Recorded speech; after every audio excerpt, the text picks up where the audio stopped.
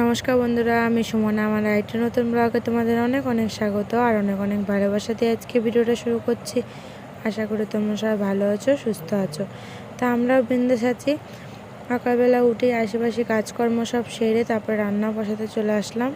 তো ভাত বসিয়ে দিলাম এক পাশে, আর আরেক পাশে হলো মুসুর ডাল বসাবো। আজকে একটু অন্যরকমভাবে করব। মুসুর ডাল হলো পাট শাক দিয়ে করব। এটা কিন্তু আমার শ্বশুরবাড়িতে এসে খাওয়া। আমি তো আগে আমাদের বাড়িতে এই মুসুর ডাল দিয়ে পাট শাক কোনোদিনই খাইনি, এখানে এসে খেয়েছি। আর আমার মেয়ে তো ভীষণ ভালোবাসে, স্পেশালি আমার মেয়ের জন্যই করা। কালকে শাশুড়ি মার বাড়িতে ছিলাম, শাশুড়ি মা রান্না করেছিল, তো দেখলাম আমার মেয়ে খুব ভালো খেলো আর কি। আগেও দিতাম, ও কখন কোনটা ভালো খায় ঠিক নেই আর কি। ও যখন যেটা ভালো লাগে তখন সেটাই খায় আর কি। তো যাই হোক, ওর জন্য ভাবলাম যে আজকে একটু তাহলে পাট শাক দিয়ে মুসুর ডাল করে দিই, তাহলে মেয়েটা একটু খেতে পারবে আর কি। তো দু আটি এনেছিল, এক আটি দেখি যেটা আর কি ছোটো হবে সেটাই আর কি দিয়ে আর কি ডালটা করব। আর এক আটি রেখে দেবো, দেখি কালকে যদি শাক করতে পারি শাক করব, নাহলে দেখা যাবে এক আটি রেখে দিয়ে মানে এক আটি রান্না করব। তো একবার ডালের মধ্যে দেখো জল দিয়ে ডাল ধুয়ে দিয়ে ওর মধ্যে নুন দিলাম, লঙ্কা দিলাম। এবার ওটা হতে থাকুক আর কি। আর এদিকের আমি কিছু কাজ সেরে নিই। কালকের হাঁড়িতে কিছু ভাত আর কি বেঁচে রয়েছে, সেটাই আর কি বের করলাম। ওটা দেখে এখন অল্প করে চাল দিয়েছি, ওর সাথে আর কি মিক্স করে নামিয়ে নেবো আর কি।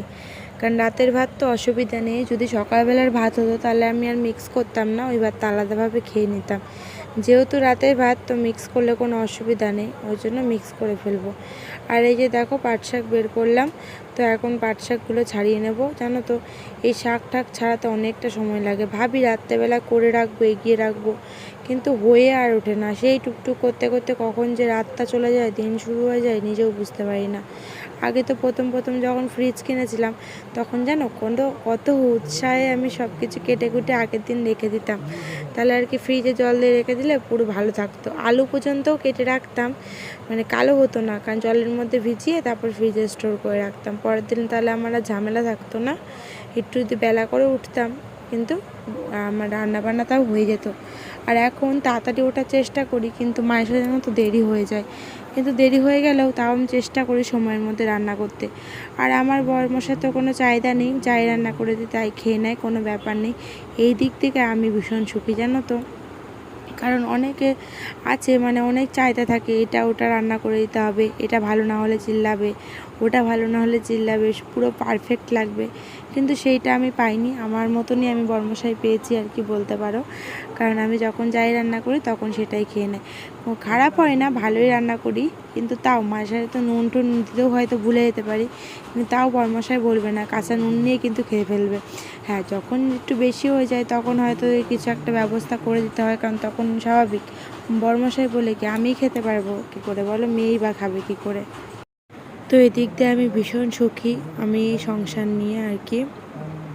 তো যাই হোক, এদিকে যেহেতু রান্নাবান্না করা হয়েই গেল, অলমোস্ট শেষের দিকে আর কি বলতে পারো। তো পাট শাকের ঝোল করলাম হলো রসুন পেঁয়াজ দিয়ে ফোড়নে দিয়ে, নাড়িয়ে চাড়িয়ে শাকটা দিয়ে দিয়েছিলাম, তারপর শাকটা নাড়িয়ে চাড়িয়ে নিয়ে তারপরে ওই ডালটা ঢেলে দিলাম। তো হয়ে গেল, তারপরে ফুটিয়ে নিয়ে নামিয়ে নিয়েছি। আর এদিকে হলো পটল ভাজবো, তাই পটলের মধ্যে নুন হলুদ মাখিয়ে নিলাম, পটলটা ভাজি। আর হলো ভাতের মধ্যে আলু সেদ্ধ দিয়েছিলাম, আর কালকে রাত্রেবেলা আলু সেদ্ধ দিয়েছিলাম, সেগুলোও খাওয়া হয়নি, তাই আবারও আজকের ভাতে সব আলু সেদ্ধ দিয়ে আর দুটো এক্সট্রা আলু দিয়ে সেদ্ধ করে রেখেছি টমেটো দিয়ে, ওটা আর কি মাখবো আর কি, মানে চোখা করবো আর কি। আর এদিকে হলো তারপর রান্না বান্না সব করা কমপ্লিট।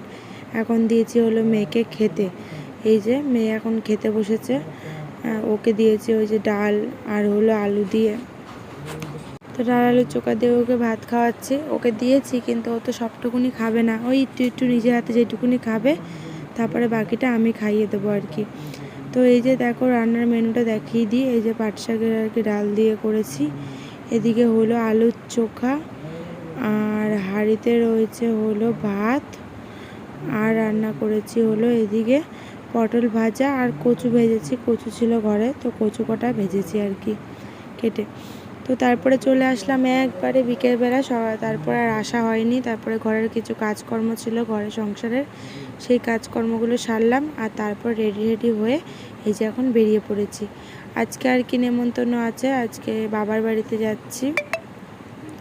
তো বাবার বাড়িতে কোনোদিনও যাইনি, এই আজকেই প্রথম যাব আর কি। মন্ত্র নিয়েছি, তো মন্ত্র নেওয়ার পরে আর যাওয়া হয়নি বাবার কাছে, কারণ মন্ত্র তো বাড়িতেই নিয়েছি। তো খুব ভালো লাগছে না, তো ঘোষের বাবাকে আজকে দেখবো। ঘোষের বাবার বাড়ি গিয়ে খুব মজা হয়েছে। এই দেখো কি পৌঁছেও গেছি। টুকটুকি পুরো রিজার্ভ করা ছিল, মা গিয়ে ওখানে রান্না করেছে, কারণ মা ওই যে মন্ত্র নেওয়ার দিন মাই তো সব রান্নাবান্না আয়োজন করেছিল। তো ঘোষের বাবার খুব ভালো লেগেছে খেতে, মানে মায়ের হাতে রান্না আর কি। তো ওটাই, ওই জন্য মাকে বলেছিল যে আজকের দিনটা মাকে রান্না করতে। তো এই যে মা চলে এসছে অনেকক্ষণ আগেই, কারণ আমরা রেডি হব, মেয়ে তখন ঘুমাচ্ছিল যখন আর কি মা এসছে। তো এই কারণে কি করব, মাকে পাঠিয়ে দিলাম, বললাম মাকে চলে যাও, বাবাকে বলে দিলাম। তো বাবা গিয়ে মা গিয়ে তারপরে পরে আবার টুকটুকি পাঠিয়ে দিয়েছে। তো ওই টুকটুকি করে তারপরে আমরা চলে আসলাম, কারণ মেয়েকে খাওয়ানো ছিল, তো খাইয়ে নিয়ে তারপরে আসলাম।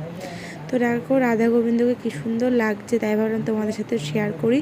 খুবই ভালো লাগছে। মন্দিরে আসলাম, মন্দিরে ঢুকেই দেখি রাধা গোবিন্দর মূর্তি, কী যে ভালো লাগছে দেখতে, ভীষণ ভালো লাগছে। ওই জন্য আমিও দেখলাম, তোমাদের সাথেও শেয়ার করলাম। আর এই যে সামনে দেখো চাদর টাদর সব পেতে পরিষ্কার করে গুছিয়ে রেখেছে, কারণ আজকে তো কীর্তন হবে, তো ওই জন্য কীর্তনের জায়গাটা গুছিয়ে রেখেছে। আর এই যে মাইক টাইক সব এই জায়গায় রেখে দিয়েছে, পরে যখন কীর্তন হবে তখন ওখানে গুছাবে, কারণ এখন তো বিকেল সময় সন্ধ্যে সময় হবে কীর্তন। আর ওদিকে বাবার আর কি শিব মন্দিরটাও দেখিয়ে দিলাম তোমাদের, খুব ভালো লাগছিলো দেখতে, জানো তো। ঘুরে ঘুরে দেখছিলাম। আর এই যে মন্দিরে চারিপাশ দিয়ে গোল গোল করে ঘোরা যায়, তো আমার সাথে সাথে দেখো মেয়ে ঘুরছে। এই একবার ঘুরে দেখিয়েছি, তারপর থেকে যে কি শুরু হয়েছে, কতবার যে গোল গোল করে ঘুরছে কোনো ঠিক নেই আর কি। তো আমার হাত ধরে টেনে টেনে নিয়ে যায়, জানো না, যে ওই চারিপাশ দিয়ে মন্দিরে ঘুরবে। তো এখানে সবাই কথাবার্তা বলা হচ্ছে, তো বাবা আর হলো বরমশাই দুজনে মিলে কথা বলছিল। আর আমি এখানে টুকিটাকি ভিডিও করলাম, কারণ এখানে গান চলছে, আর এখানে যদি ভয়েস ওভার দিচ্ছে ওই কারণেই, নাহলে কপিরাইট চলে আসবে, ওই জন্য।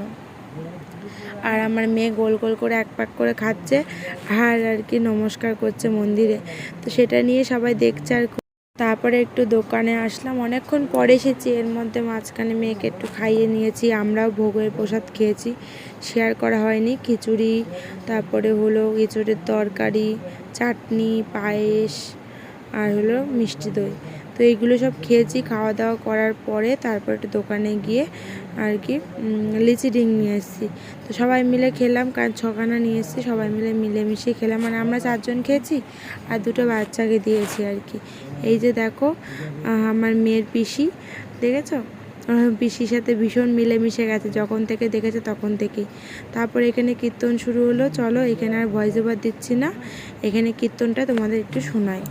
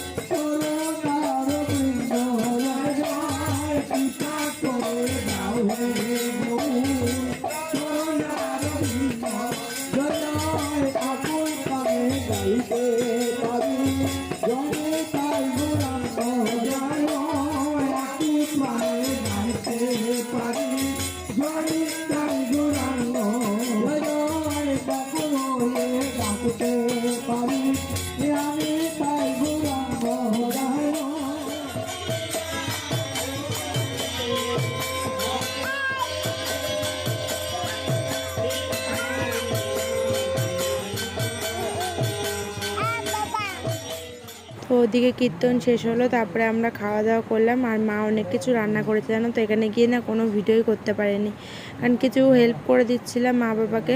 এই যে অনেকে আসছিল ভোগের প্রসাদ খাবে, তো ওখানে বেড়ে দিচ্ছিলাম, ওটাই। তারপরে দেখো এখানে আর কি কীর্তন শেষ, এখন সবাইকে ফল প্রসাদ দিচ্ছে। ফল প্রসাদটা খেয়ে দেই, খাওয়া দাওয়া করে তারপর বাড়ি চলে যাবো। চলো বন্ধুরা, আজকের মতো ব্লগটা এখানে শেষ করছি। নেক্সট দিন আবারও দেখা হবে নতুন ভিডিও।